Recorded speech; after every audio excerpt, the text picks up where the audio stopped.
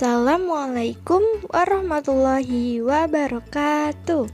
Halo anak-anak Salih dan Salihah. Bagaimana kabarnya hari ini?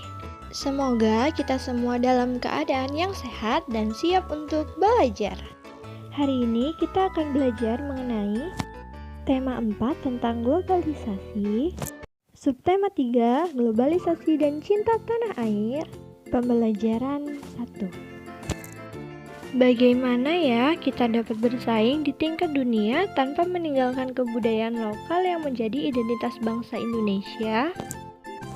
Globalisasi adalah masa di mana arus informasi begitu cepat menyebar ke berbagai belahan dunia.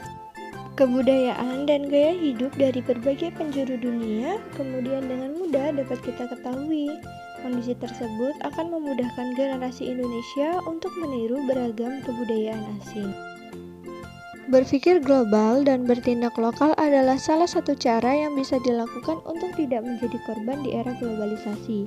Sebagai bangsa Indonesia, kita harus melestarikan nilai-nilai leluhur budaya kita yang kemudian digunakan untuk dapat bersaing di tingkat dunia.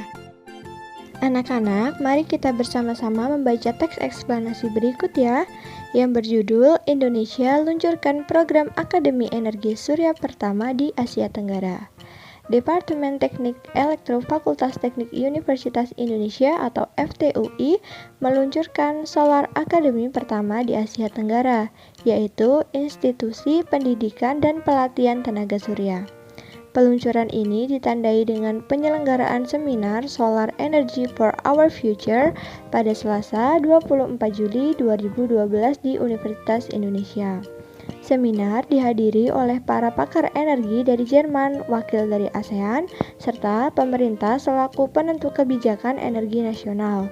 Seminar membahas tentang potensi, perkembangan, serta penggunaan energi terbarukan tenaga surya di Indonesia dan Asia Tenggara. Indonesia dan negara-negara di Asia Tenggara merupakan negara kaya potensi sumber energi terbarukan, khususnya tenaga surya. Namun, potensi pemanfaatan tenaga surya tersebut belum optimal. Sel surya merupakan lempengan tipis terbuat dari silikon yang dapat mengubah langsung cahaya matahari menjadi energi listrik. Lempengan sel surya tersebut diberi muatan positif dan muatan negatif.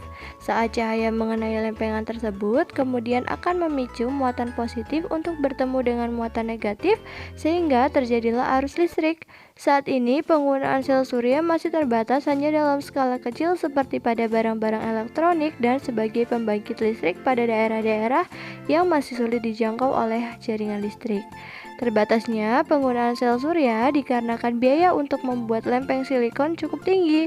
Dengan perkembangan teknologi diharapkan dapat ditemukan cara untuk meningkatkan efisiensi kerja dari sel surya. Pendiri Akademi Surya ini merupakan wujud nyata kepedulian UI yang diharapkan dapat menjawab permasalahan bangsa Indonesia mengenai krisis energi saat ini.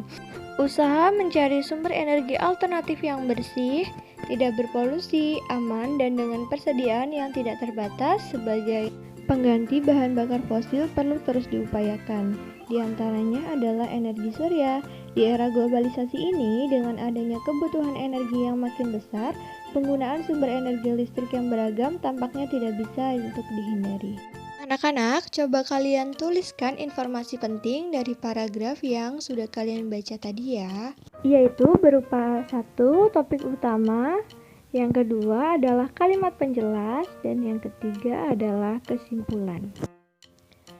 Di era globalisasi ini, semakin banyak teknologi canggih yang ditemukan. Hampir seluruh penemuan tersebut menggunakan energi, khususnya listrik.